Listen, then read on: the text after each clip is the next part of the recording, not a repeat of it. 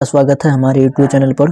दोस्तों, आज मैं पुनः आप लोगों के लिए क्लास 12th के सभी सब्जेक्ट का जो क्वेश्चन बैंक का जो एक सीरीज चला रहा हूं, जिसमें कि मैं आप लोगों को 2009 से लेकर 10 तक जितने भी प्रश्न पूछे गए हैं उन सभी का मैं आपको सॉल्यूशन कराने वाला हूं। जिसमें कि आज हम लोग बायोलॉजी का 2022 में जो प्रश्न पूछा गया था वो लेकर आया हूँ।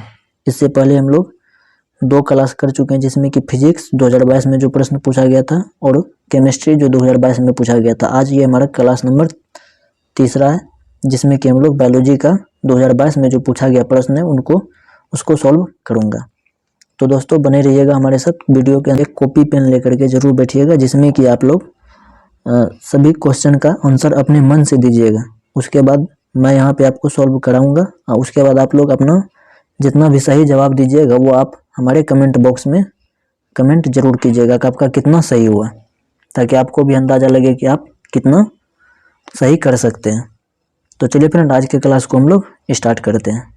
टी का कार्य होता है, यानी कि कॉपर टी का जो कार्य होता है वो आपका निषेचन को रोकना होता है। यानी कि कॉपर टी जो आपका कार्य करता है वो निषेचन को रोकने के लिए करता है।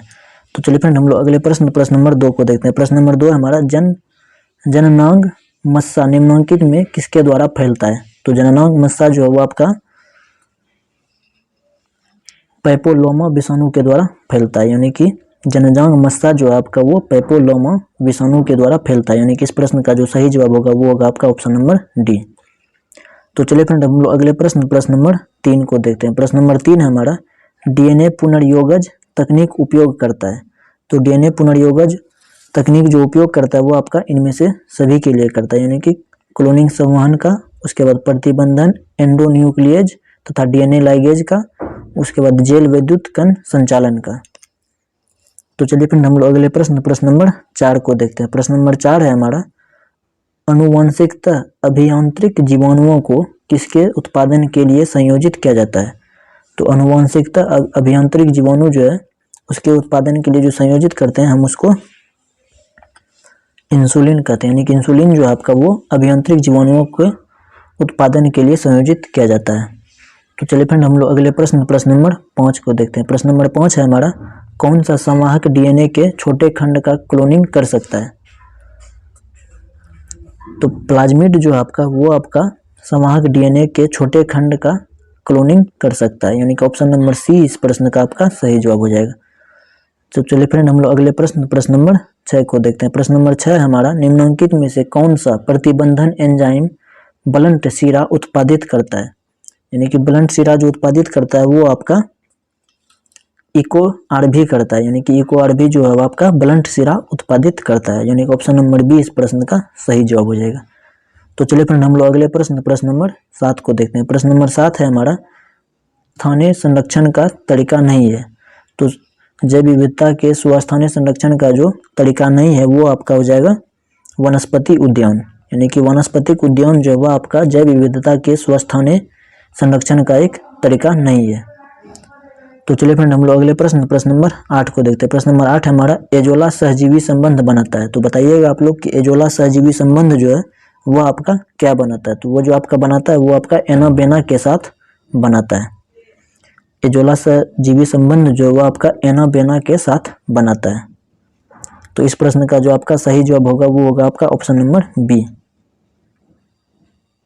तो चलिए फ्रेंड, हम लोग अगले प्रश्न नंबर 9 को देखते हैं। प्रश्न नंबर 9 हमारा टेपेटल कोशिका दर्शाती है।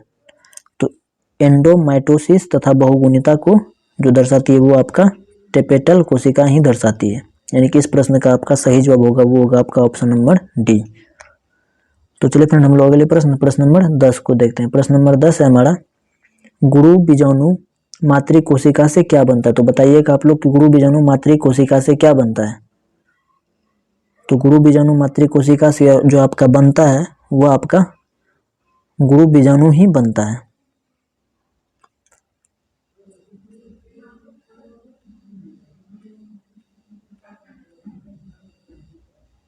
जंतु जिसमें मध्य चक्र होता है उसको क्या कहते हैं। तो उसको हम लोग गाय कहते हैं। यानी कि गाय जो है उसमें मादा जंतु जिसमें मध्य चक्र होता है तो उसको क्या कहते हैं हम लोग गाय कहते हैं।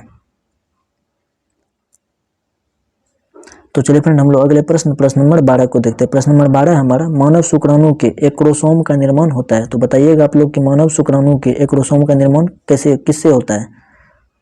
तो मानव शुक्राणु के एक क्रोमोसोम का जो निर्माण होता है वो आपका गोल्जी काय के द्वारा होता है, यानी कि ऑप्शन नंबर सी इस प्रश्न का सही जवाब।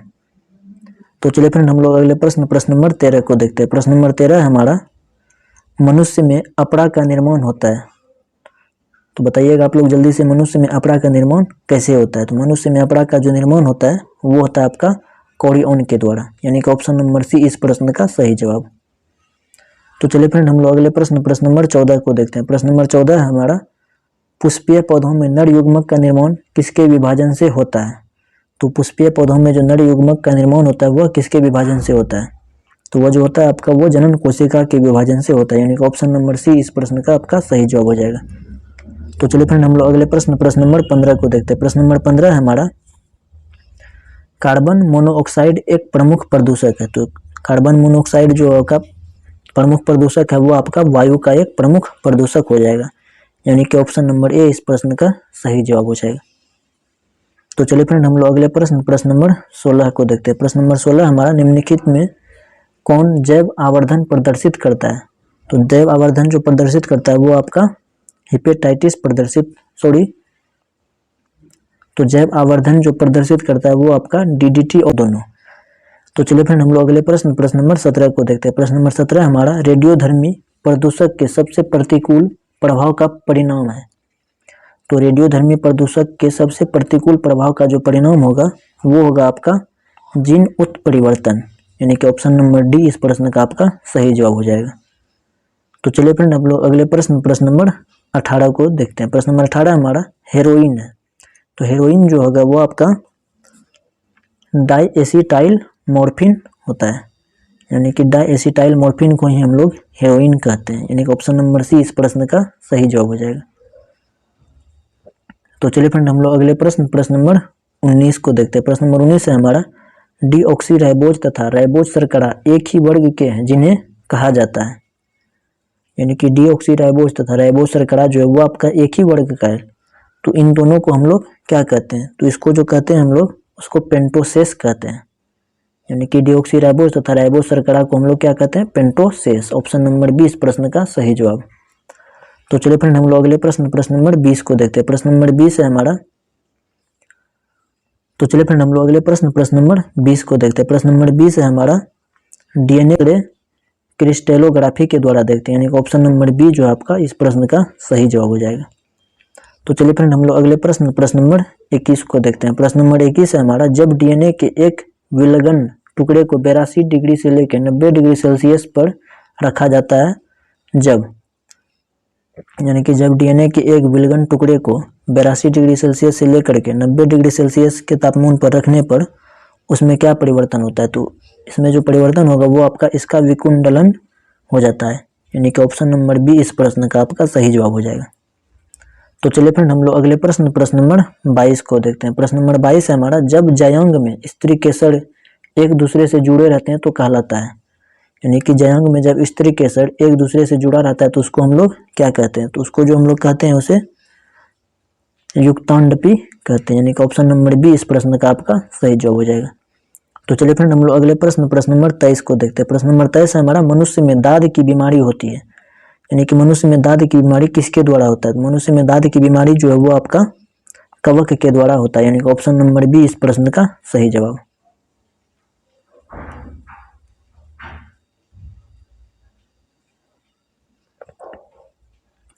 तो चलिए फ्रेंड हम लोग अगले प्रश्न नंबर 24 को देखते हैं। प्रश्न नंबर 24 है हमारा, एड्स विषाणु का आपका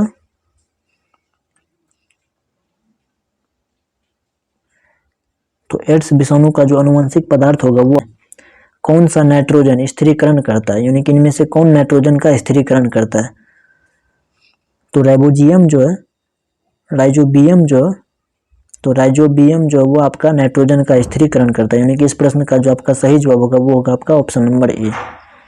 तो चलिए फ्रेंड हम लोग अगले प्रश्न फ्रैंकिया जो होगा वो आपका जीवाणु समुदाय होता है। तो चलिए फ्रेंड हम लोग अगले प्रश्न नंबर 27 को देखते हैं। प्रश्न नंबर 27 है हमारा, मरुस्थलीय अनुकूलन का उदाहरण है, यानी कि इनमें से कौन मरुस्थलीय अनुकूलन का एक उदाहरण है। तो अगेव और नागफनी जो है ये दोनों आपका मरुस्थलीय अनुकूलन का एक उदाहरण है, यानी कि इस प्रश्न का जो सही जवाब होगा वो होगा आपका ऑप्शन नंबर सी, ए और बी दोनों। तो चलिए फ्रेंड हम लोग अगले प्रश्न नंबर 28 को देखते हैं। प्रश्न नंबर 28 है हमारा, शैल क्रमक होता है, यानी कि शैल क्रमक क्या होता है। तो शैल क्रमक जो होता है वो आपका जीव रहित तथा नग्न चट्टानीय प्रदेश होता है, यानी कि शैल क्रमक जो है वो आपका जीव रहित और नग्न चट्टानीय प्रदेश दोनों होता है, यानी कि ऑप्शन नंबर सी इस प्रश्न का सही जवाब। तो चलिए फ्रेंड हम लोग अगले प्रश्न नंबर 29 को देखते हैं। प्रश्न नंबर 29 है हमारा, पूसा सुभड़ा एक किस्म है। पूसा सुभड़ा एक किस प्रकार का किस्म है, यानी कि पूसा और सुभड़ा जो है वो आपका किसका किस्म होता है, गेहूं का होता है कि फूल गोभी का या मिर्च का या फिर पत्ता गोभी का। तो पूसा सुभड़ा जो किस्म होता है वो आपका फूल गोभी का एक किस्म होता है। तो चलिए फ्रेंड हम लोग अगले प्रश्न नंबर 30 को देखते हैं। प्रश्न नंबर 30 है हमारा, बिना निषेचन के पौधों का उत्पादन किसके द्वारा किया जाता है। तो बिना निषेचन के जो पौधों का उत्पादन किया जाता है वो आपका कायिक प्रवर्धन के द्वारा किया जाता है। तो चलिए फ्रेंड हम लोग अगले प्रश्न नंबर 31 को देखते हैं। प्रश्न नंबर 31 है हमारा, टाइट्रिकम एक्टिवम जो कि एक हेक्साप्लोइड गेहूं है उसमें होता है, यानी कि टाइट्रिकम 42 गुणसूत्र की संख्या होती है, 42 होती है। तो चलिए फ्रेंड हम लोग अगले प्रश्न नंबर 32 को देखते हैं। प्रश्न नंबर 32 है हमारा,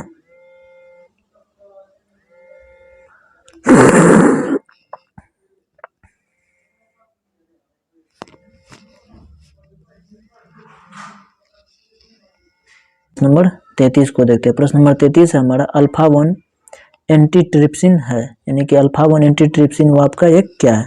तो वो जो आपका होगा एक एंजाइम होता है, यानी कि ऑप्शन नंबर ए इस प्रश्न का आपका सही जवाब हो जाएगा। तो चलिए फ्रेंड हम लोग अगले प्रश्न नंबर 34 को देखते हैं। प्रश्न नंबर 34 है हमारा, हाइब्रिडोमा।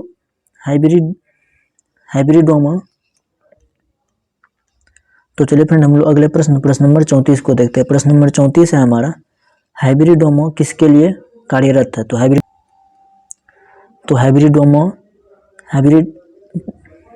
हाइब्रिडोमा जो है वो आपका मोनो के खेत से हम लोग मीथेन प्राप्त कर सकते हैं। तो चलिए फ्रेंड हम लोग अगले प्रश्न नंबर 36 को देखते हैं। प्रश्न नंबर 36 है हमारा, निम्नलिखित में से कौन गर्भाशय के स्तर में प्रत्यारोपित होता है।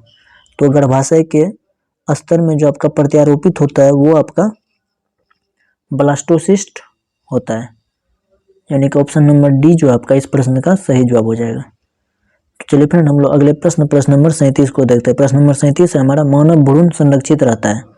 तो मानव भ्रूण जो संरक्षित रहता है वो आपका एमनियोटिक गुहा में संरक्षित रहता है, यानी कि ऑप्शन नंबर बी जो आपका इस प्रश्न का सही जवाब हो जाएगा। तो चलिए फ्रेंड हम लोग अगले प्रश्न नंबर 38 को देखते हैं। प्रश्न नंबर 38 है हमारा, मनुष्य के विकास की आयु किसके द्वारा मापी जाती है। तो मनुष्य के विकास की आयु जो है वो आपका मापी जाती है वो रेडियोधर्मी दिनांकन या रेडियोधर्मी डेटिंग द्वारा मापी जाती है। तो चलिए फ्रेंड हम लोग अगले प्रश्न नंबर 39 को देखते हैं। प्रश्न नंबर 39 है हमारा, डायनासोर है। तो बताइएगा आप लोग कि डायनासोर एक क्या है। तो डायनासोर जो होगा वो आपका विलुप्त सरीसृप है, यानी कि डायनासोर जो है वो आपका एक विलुप्त सरीसृप होता है। ऑप्शन नंबर बी इस प्रश्न का सही जवाब। तो चलिए फ्रेंड हम लोग अगले प्रश्न नंबर 40 को देखते हैं। प्रश्न नंबर 40 है हमारा, सीनोजोइक युग जाना जाता है। तो सीनोजोइक युग जो है वो आपका स्तनधारियों तथा आधुनिक वनस्पतियों का काल को ही कहा जाता है सीनोजोइक युग, यानी कि स्तनधारियों तथा आधुनिक वनस्पतियों के काल को हम लोग क्या कहते हैं, सीनोजोइक युग।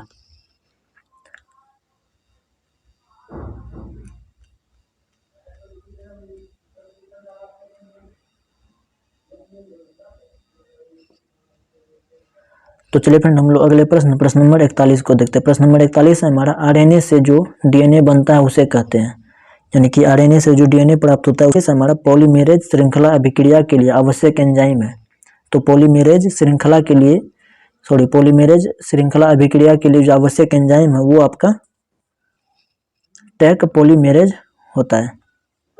तो चलिए फ्रेंड हम लोग अगले प्रश्न नंबर 43 को देखते हैं। प्रश्न नंबर 43 है हमारा, इमैस्कुलेशन किसके संबंधित है? तो चलिए फ्रेंड हम लोग अगले प्रश्न नंबर 43 को देखते हैं। प्रश्न नंबर 43 है हमारा, इमैस्कुलेशन किससे संबंधित है? तो इमैस्कुलेशन जो संबंधित है वो आपका संकरण से छिपने के लिए होता है, मिमिक्री की उपयोगिता। तो चलिए फ्रेंड हम लोग अगले प्रश्न नंबर 45 को देखते हैं। प्रश्न नंबर 45 है हमारा, कवक मूल एक सहजीवी संघ है। तो कवक मूल जो एक सहजीवी संघ है वो आपका कवक तथा पौधों की जड़ों के बीच होता है, यानी कि ऑप्शन नंबर बी जो आपका इस प्रश्न का सही जवाब हो जाएगा। तो चलिए फ्रेंड हम लोग अगले प्रश्न नंबर 46 को देखते हैं। प्रश्न नंबर 46 है हमारा, पारस्परिक आश्रय होता है। तो पारस्परिक आश्रय जो होता है वो आपका तितलियों तथा फूलों के बीच होता है, यानी कि पारस्परिक आश्रय तितली तथा फल के बीच, फूलों के बीच पाया जाता है। तो चलिए फ्रेंड हम लोग अगले प्रश्न नंबर 47 को देखते हैं। प्रश्न नंबर 47 है हमारा, अम्लीय वर्षा का पीएच नीचे होता है, यानी कि अम्लीय वर्षा का पीएच मान इनमें से किसके नीचे होता है? तो अम्लीय वर्षा का जो पीएच मान होता है वो 5.6 से नीचे होता है। तो चलिए फ्रेंड हम लोग अगले प्रश्न नंबर 48 को देखते हैं। प्रश्न नंबर 48 जो है हमारा वो फोटोकेमिकल स्मॉग में होता है। तो फोटोकेमिकल स्मॉग में जो होता है वो आपका SO3, PAN तथा नाइट्रोजन के ऑक्साइड्स होता है। तो चलिए फ्रेंड हम लोग अगले प्रश्न नंबर 49 को देखते हैं। प्रश्न नंबर 49 है हमारा, कैपेसिटेशन एक प्राकृतिक क्रिया है जो होती है। तो कैपेसिटन जो एक प्राकृतिक क्रिया वो आपका कहाँ होती है? तो वो जो होती है आपका वो मादा जनन मार्ग में होती है, यानी कि कैपेसिटेशन एक प्राकृतिक क्रिया है जो कि होती है वो कहाँ होती है? मादा जनन मार्ग में होती है। तो चलिए फ्रेंड हम त्वचा का रंग होता है। तो चलिए फ्रेंड अब हम लोग अगले प्रश्न नंबर 51 को देखते हैं। प्रश्न नंबर 51 है हमारा, एक जीन के विभिन्न रूपों को कहा जाता है। तो एक जीन के विभिन्न रूपों को जो हम लोग कहते हैं उसको युग्म विकल्पी कहते हैं। तो चलिए फ्रेंड हम लोग अगले प्रश्न नंबर 52 को देखते हैं। प्रश्न नंबर 52 है हमारे, रेशम के धागे में कौन सा प्रोटीन होता है? तो रेशम के धागे में जो आपका प्रोटीन होता है वो आपका फिब्रोइन होता है। तो चलिए फ्रेंड हम लोग अगले प्रश्न नंबर 53 को देखते हैं। प्रश्न नंबर 53 हमारा, लाइसिन युक्त शक्ति रेटेन तथा प्रोटीन किसकी किस्में है? तो यह जो आपका किस्म होगा वो आपका मक्का का किस्म होता है, यानी कि लाइसिन युक्त शक्ति रेटेना तथा प्रोटीना किसकी किस्म है? तो वो आपकी मक्का की किस्म हो जाएगी।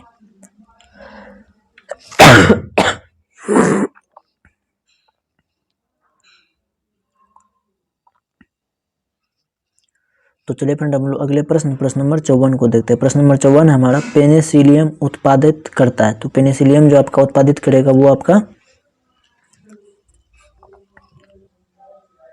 मीटोस्पोर और तो निषेचन अतिरिक्त जो होता है वो आपका शार्क में होता है, निषेचन अतिरिक्त। तो चलिए फ्रेंड हम लोग अगले प्रश्न नंबर 56 को देखते हैं। प्रश्न नंबर 56 है हमारा, विभिन्नता का मुख्य स्रोत है। तो विभिन्नता का जो आपका मुख्य स्रोत होगा वो आपका उत्परिवर्तन होता है, यानी कि ऑप्शन नंबर बी इस प्रश्न का आपका सही जवाब हो जाएगा। तो चलिए फ्रेंड हम लोग अगले प्रश्न नंबर 57 को देखते हैं। प्रश्न नंबर 57 है हमारा, न्यूक्लिक अम्ल किस एंजाइम द्वारा खंडित होता है? तो न्यूक्लिक अम्ल जो आपका वो न्यूक्लियेज के द्वारा खंडित होता है, यानी कि ऑप्शन नंबर बी इस प्रश्न का सही जवाब।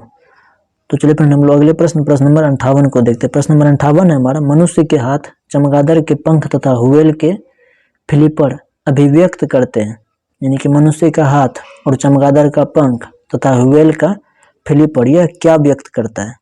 तो यह जो आपका व्यक्त करेगा वो आपका समजात अंग को व्यक्त करता है, यानी कि ऑप्शन नंबर डी इस प्रश्न का आपका सही जवाब हो जाएगा।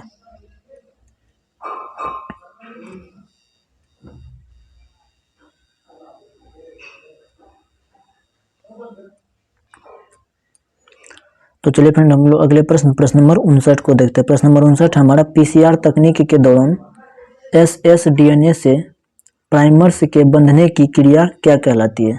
तो यह जो क्रिया आपकी कहलाएगी वो आपकी तो चलिए फ्रेंड हम लोग अगले प्रश्न नंबर 60 को देखते हैं। प्रश्न नंबर 60 है हमारा, निम्नलिखित में से कौन RDT का साधन नहीं है? तो इनमें से जो आपका RDT का साधन नहीं होगा वो होगा। नंबर 61 है हमारा, टैक पॉलीमेरेज एंजाइम प्राप्त होता है। जो टैक पॉलीमेरेज एंजाइम जो प्राप्त होगा वो आपका और ए इस प्रश्न का आपका सही जवाब हो जाएगा। तो चलिए फ्रेंड हम लोग अगले प्रश्न नंबर 62 को देखते हैं। प्रश्न नंबर 62 है हमारा, विश्व स्वास्थ्य दिवस हर वर्ष मनाया जाता है, तो विश्व स्वास्थ्य दिवस जो आपका मनाया जाता है वो 7 अप्रैल को मनाया जाता है, यानी कि ऑप्शन नंबर बी इस प्रश्न का सही जवाब। तो चलिए फ्रेंड हम लोग अगले प्रश्न नंबर 63 को देखते हैं। प्रश्न नंबर 63 है हमारा एमनिओसेंटेसिस।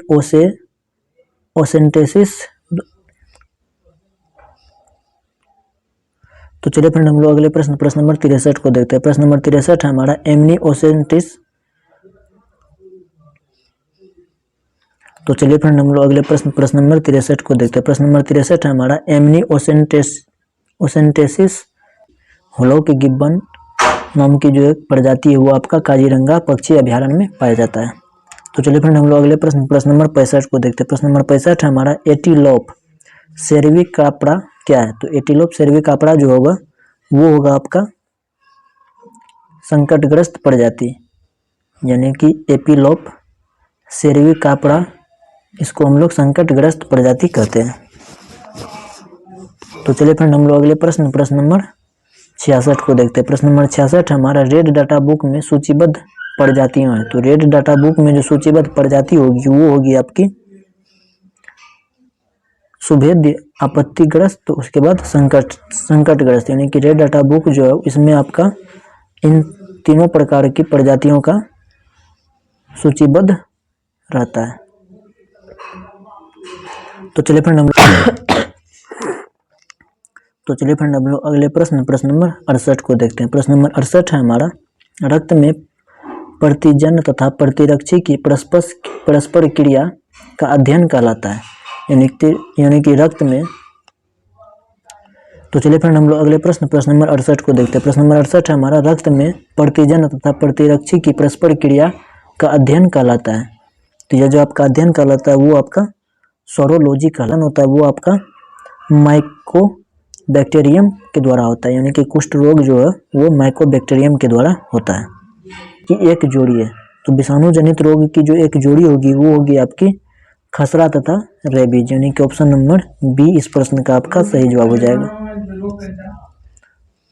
तो चलिए फ्रेंड आज के लिए बस इतना ही। 2 मिनट रुक राज, 2 मिनट रुक, 2 मिनट भाग ले। तो चलिए फ्रेंड आज के लिए बस इतना ही, मिलते हैं फिर किसी अगले क्लास में। दोस्तों जो लोग इस चैनल पर नए जुड़े हैं मैं उनको बता दूं कि मैं आप लोगों के लिए क्लास 12th फिजिक्स का इससे पहले 1000 VBI ऑब्जेक्टिव का एक सीरीज चला रहा था, जिसमें कि हम लोग लगभग सभी सब्जेक्ट का 1000 तो नहीं कर पाए, लेकिन 400 के समथिंग क्वेश्चन हम लोग सॉल्व करके 2009 से लेकर के 2022 तक आपका जितना भी प्रश्न पूछा गया उन सभी का मैं सॉल्यूशन आपको कराऊंगा। यह सॉल्यूशन मैं आपको एग्जाम से पहले 5 दिन पहले ही करा दूंगा, लगभग कंप्लीट हो जाएगा हमारा सब कुछ। तो जो लोग इस चैनल पर नए जुड़े हैं वो कृपया चैनल को सब्सक्राइब कर लें और अपने दोस्तों को शेयर जरूर करें। तो दोस्तों चलिए आज के लिए बस इतना ही, मिलते हैं फिर किसी अगले क्लास में।